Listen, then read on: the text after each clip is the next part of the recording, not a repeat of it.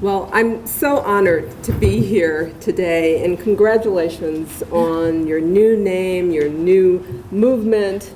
This is a fabulous organization.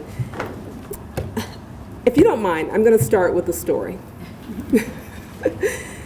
I grew up on the south side of Chicago in a predominantly black neighborhood. My elementary school teachers were black. My pediatrician was black. My dentist was black. My minister was black. By the 1970s, when I was growing up in Bronzeville, as the community is now known, the country was just beyond the civil rights movement and on the precipice of what many of our parents hoped was a new era for African Americans. Outsiders driving through our community might have dismissed it as just another black neighborhood, but it was filled with strivers and sharply fragmented by class. Ours was a tale of three communities, three different worlds actually, coexisting within just a few blocks of one another, if you can imagine that. The first world was the posh Lake Meadows development, which attracted the city's black elite, doctors, lawyers, judges. They had tennis courts and an ice skating rink and perfectly manicured lawns. They had their own elementary school where the students excelled. The second of these three worlds was my development. It was south of Lake Meadows and across 35th Street. It was called the Theodore K. Lawless Gardens Apartments, and it was named after a very well-known black dermatologist.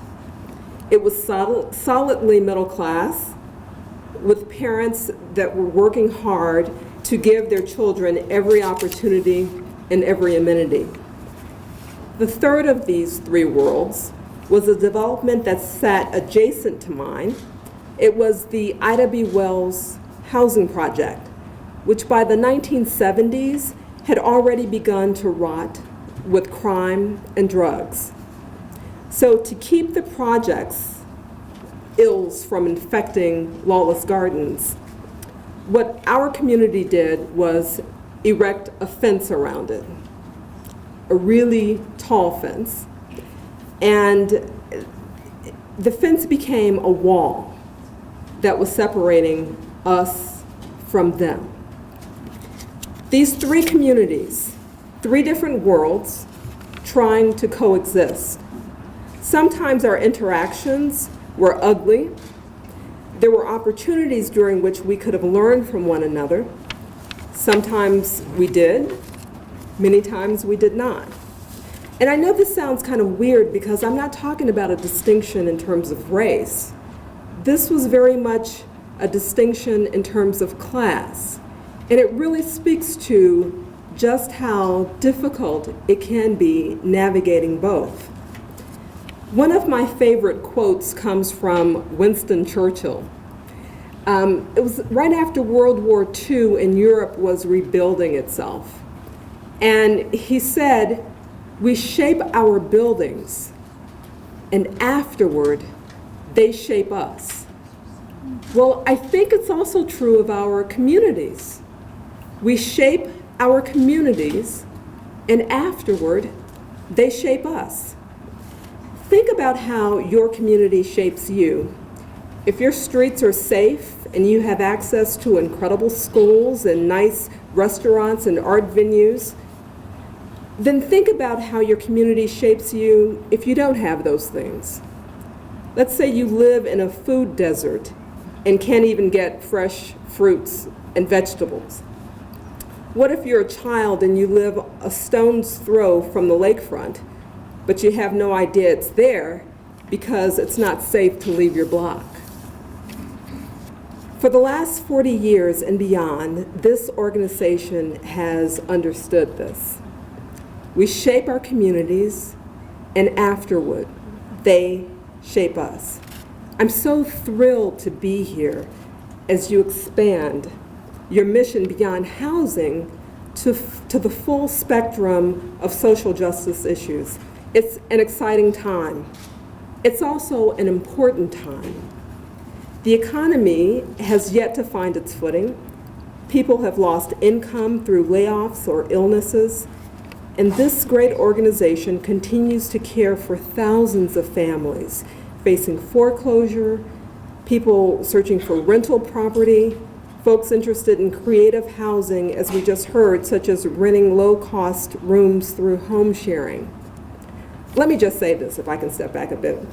I really do find it shocking that we're on the last leg of a presidential campaign.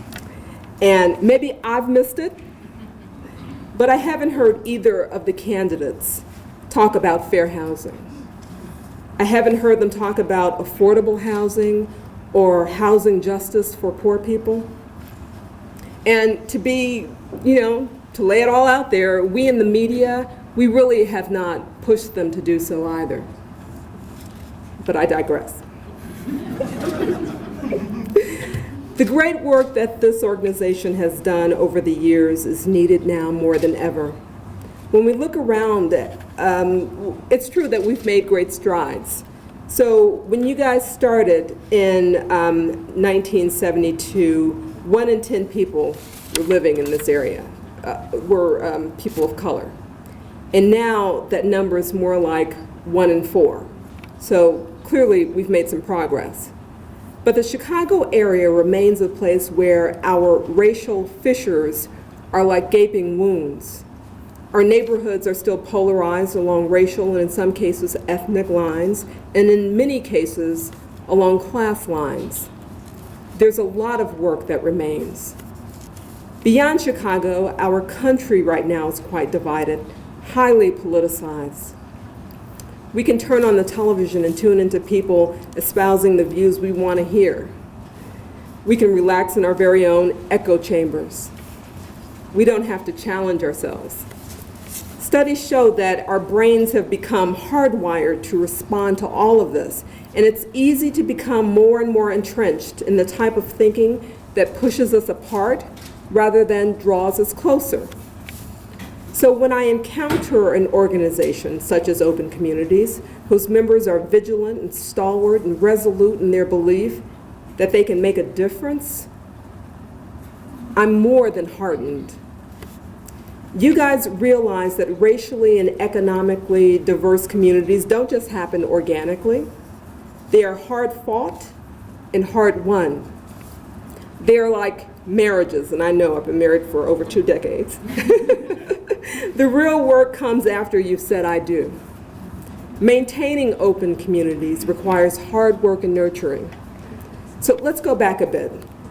This is a complex undertaking. I read your study, Outsider Perspectives in Chicago's Northern Suburbs, and I listened to the voices of the people who were in the focus groups. These are people who are indeed skittish about coming up here. And we understand that because they worry, first of all, that maybe they might not feel welcome. They worry that maybe they can't afford to live here. And they worry that once they get here, if they don't have a car, how are they going to get around? So all of that makes sense, right?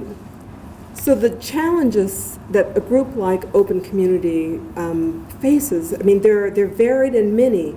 But I think the wonderful thing is that you're so serious about opening up communities that you're trying to identify the obstacles so that you can knock them down one by one.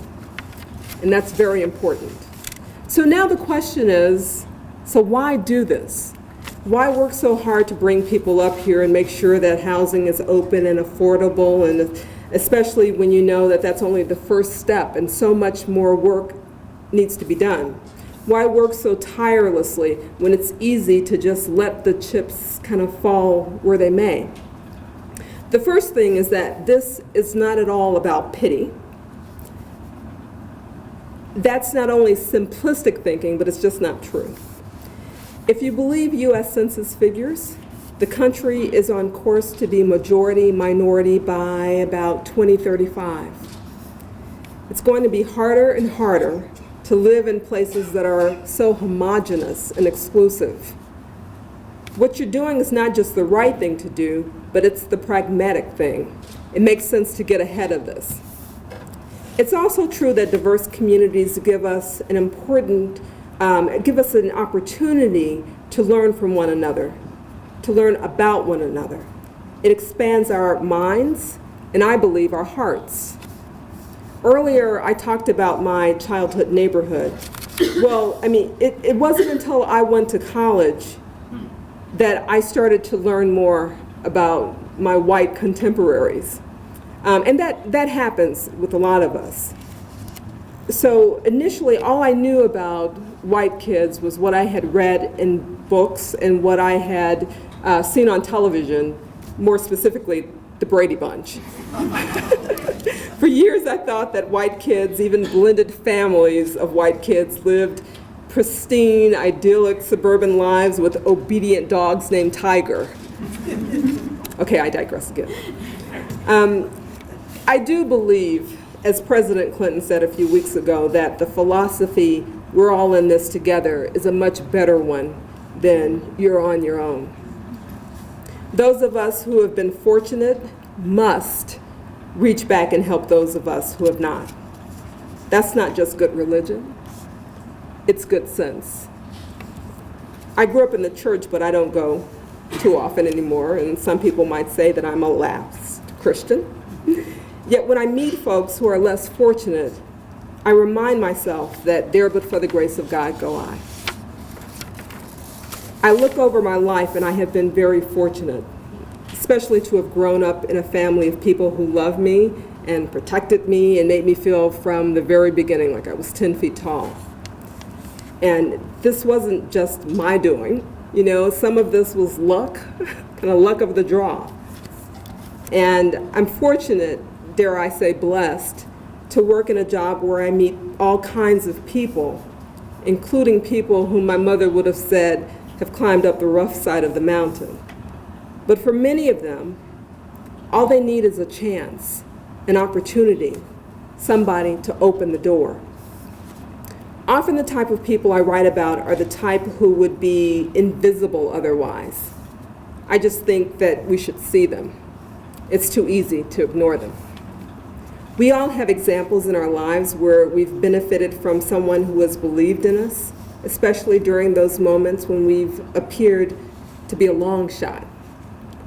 What you do here, what this organization does, is about expanding choices and chances. I'll say this again. If those of us who have do not help those of us who do not, then the income gap, the housing gap, the life gap will get larger and larger to the point where we won't even recognize ourselves. I know it's difficult to do what this organization does. It's difficult but not impossible. You guys are proving it. We've come a long way, and yet we still have a long way to go. And sometimes it feels as though for every 2 steps we take forward, we're pushed back a few more. But I'm so glad that you continue to push forward and upward and onward. I believe with all my heart that we shape our communities, and afterward, they shape us.